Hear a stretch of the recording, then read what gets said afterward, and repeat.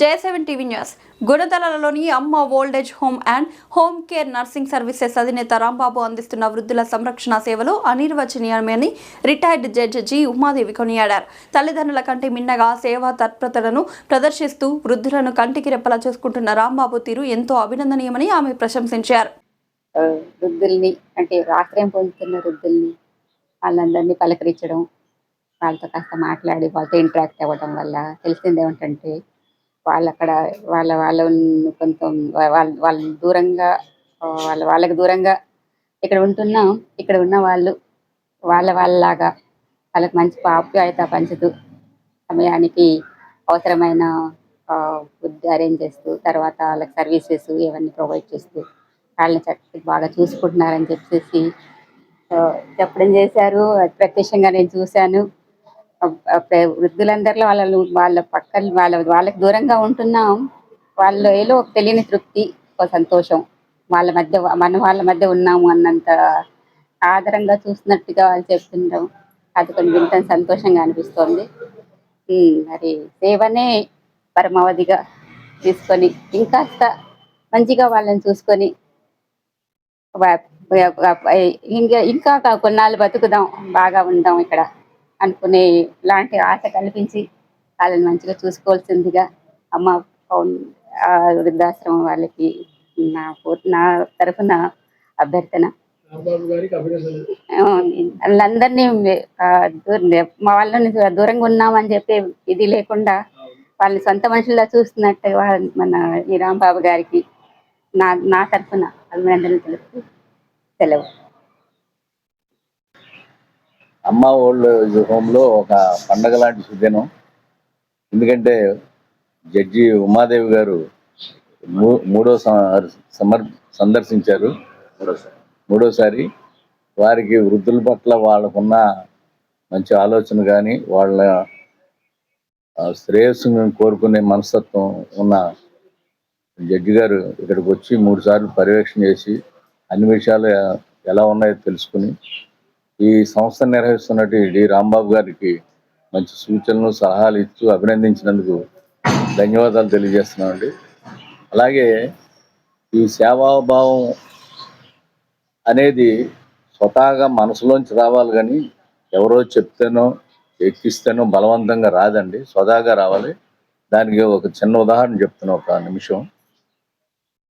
మేము హై స్కూల్లో చదువుకున్న ఓల్డ్ స్టూడెంట్ మీటింగ్ 40 ఏళ్ల తర్వాత మా ఊర్లో ఒక మీటింగ్ పెట్టాం. ఆ మీటింగ్లో 69 నుంచి 74 వరకు కొమ్ము చెక్కాలండి, వెస్ట్ గోదావరి. మా ఊర్లో స్టూడెంట్స్ మీటింగ్ పెట్టుకున్నాం 40 ఏళ్ల తర్వాత. ఆ స్టూడెంట్ మా టీచర్లందరినీ పిలిచి వాళ్ళని సన్మానం చేశాం, గురువుని. అందులో బాగా మాకు ఇన్స్పిరేషన్ కలిగించిన ఒక టీచర్ ఉన్నారు, తిలక్ గారు అని. ఆయన ఇప్పుడు 80 years అండి, రిటైర్ అయిపోయారు. ఆయనకి 2 పిల్లలు అమెరికాలో అబ్బాయిలు సెటిల్ అయిపోయారు, ఇండియా రామని చెప్పేశారు. ఈయన భార్య చనిపోయింది, ఈయన ఒక్కడే ఉంటున్నారు. నెలకు ₹1,00,000 వస్తుందండి పెన్షన్. ఆయన హైదరాబాద్లో అద్దెంట్లో ఉంటూ ఆయనకు కావాల్సిన ఒక 20,000 ఎంతో ఉంచుకుని మిగతా 80,000 ప్రతి నెల డొనేషన్ ఇచ్చేస్తున్నారు.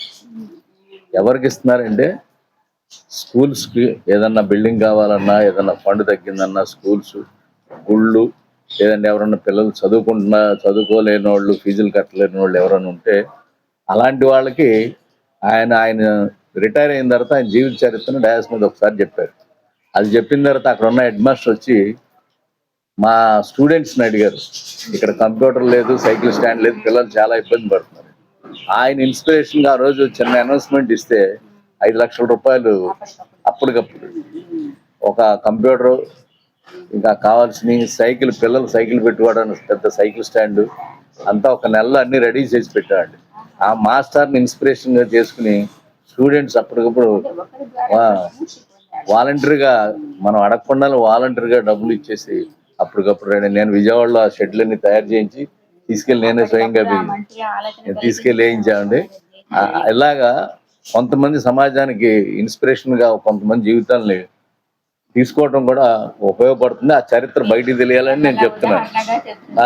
మా మాస్టర్ గారు చేసిన దానివల్ల ఆ రోజు ₹5,00,000 పైన మా వాళ్ళు, ఈ సంగతి తెలిసి US నుంచి ఒక ఆయన 2 లక్షలు పంపించి గ్రౌండ్ అంతా బురదగా ఉంటే కంకర తోలు ఇచ్చారండి. ఆయన ఎవరో కూడా తెలియదు. అజ్ఞాత ఈ స్కూల్లో చదువుకోలేదండి, అయినా సరే అజ్ఞాత దాత ఆయన. అలా చాలా మంది కొంతమంది జీవితాలని ఆదర్శంగా తీసుకుని చేస్తారు.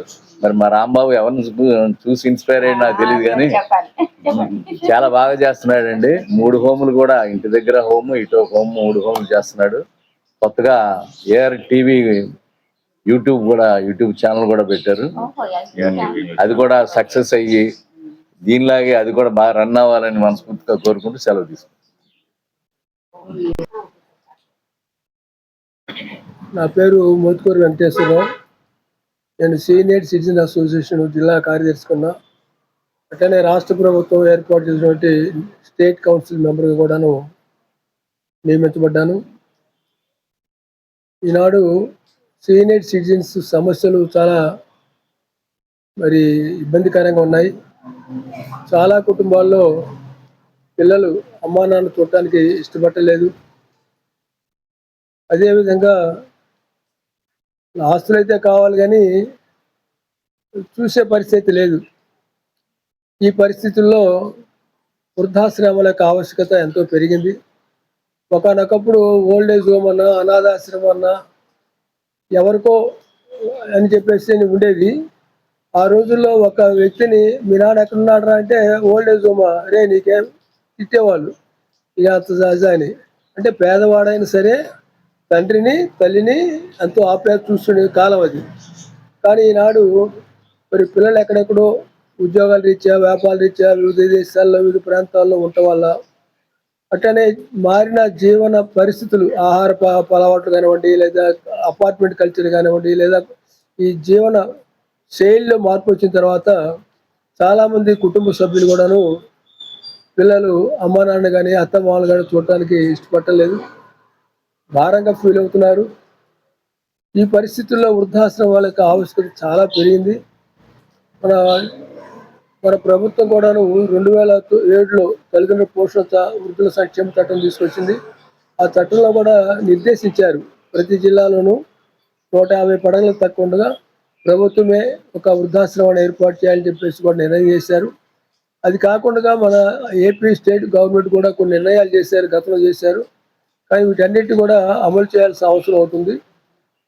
ఈ పరిస్థితుల్లో ప్రభుత్వం ఏర్పాటు చేసే వృద్ధాశ్రమాలు ఇప్పుడు ప్రస్తుతం లేకపోయినా, భవిష్యత్తులో ఎప్పుడు పెట్టినా, ఇప్పుడు ఉన్న వృద్ధాశ్రమాలు మరింత సర్వీస్ వలన మరింత ఉన్నతంగా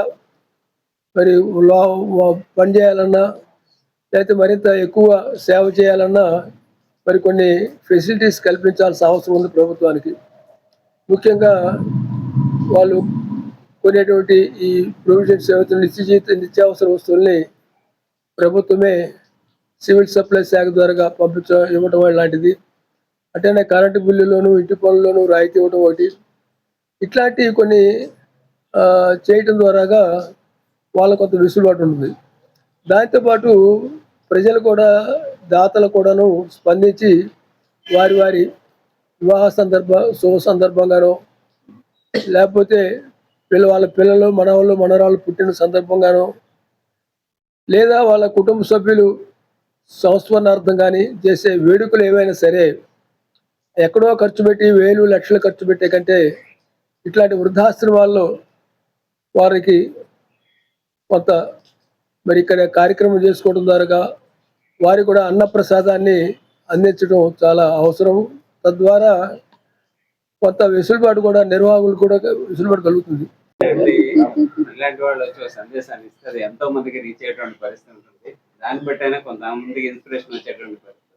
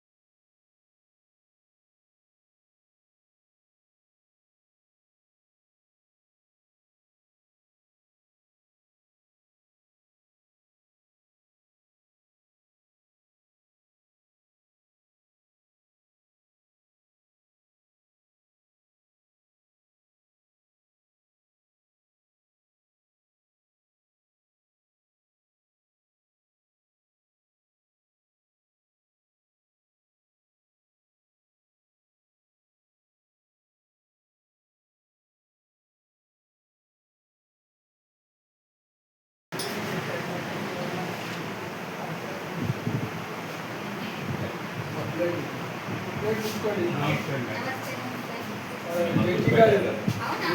గారు గుర్తుకొచ్చారా? 92 సంవత్సరాలు 92 ఒకసారి మనకు ఇచ్చేయండి 92 ప్రపంచం ముందు దినోత్సవం.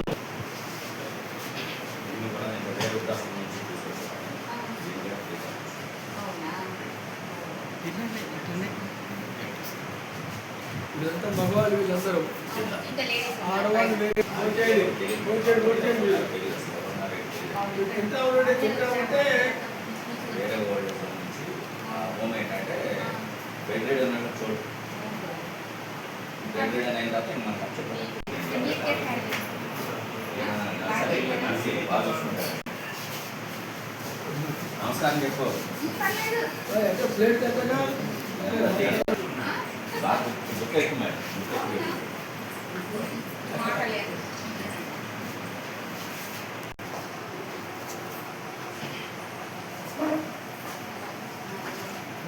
ఎలా చూస్తున్నారు ఇక్కడ మీకు బాగుందా? మీరే తినగలుగుతారా?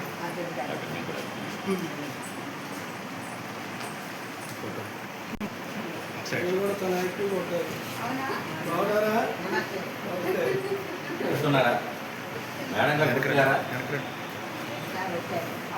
వచ్చారు వచ్చారు మేడం గారు.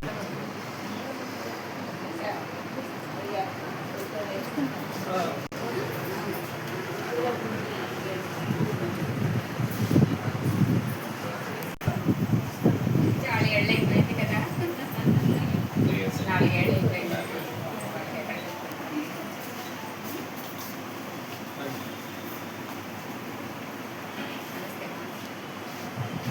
ఇంట్లో ఎవరు చూడకపోయినా ఇక్కడ తల్లి తండ్రి వాళ్ళే, ఇక వాళ్ళే. అదే అదే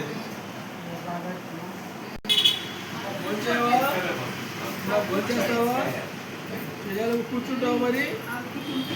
జడ్జి గారు, సరే జడ్జి గారు ఇంతకుముందు గుర్తున్నారుగా? వచ్చేలే, అదే అదే.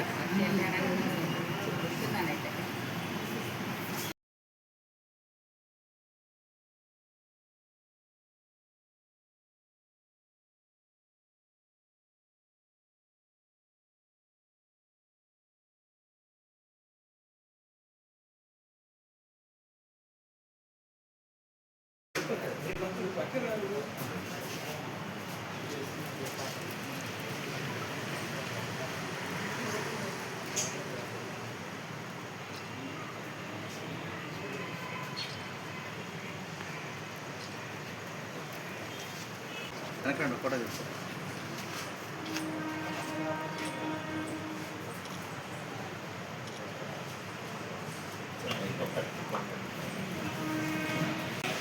ఆ మీటింగ్లో మీరు కూడా సందేశం ఉంటుంది కానీ సేవా కార్యక్రమంలో పాల్గొనడం, ఎంకరేజ్ చేయడం, సార్ కూడా దశాబ్దాల నుంచి సర్వీస్లో ఉన్నారు.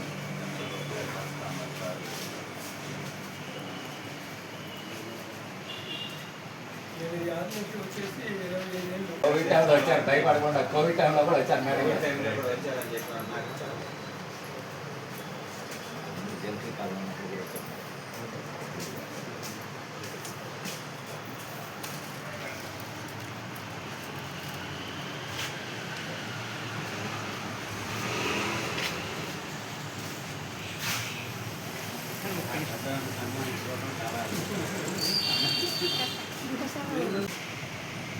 నువ్వు కూడా అయ్యావు. నువ్వు అసలు మీ నాన్నతరం వారసుడు ఉంటే ఇలాగంటగా.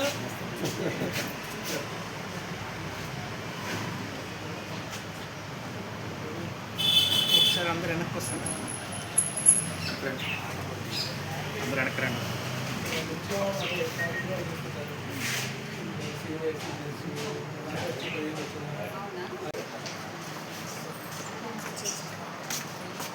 ఫ్రీగా ఉన్న వాళ్ళు తక్కువ ఉంటారు, బెడ్ రీడ్ అని ఎక్కువ ఉంటారు. తర్వాత మనకి ఎన్వి రమణ గారు విజయవాడ వచ్చినప్పుడు మెమో ఇచ్చారు.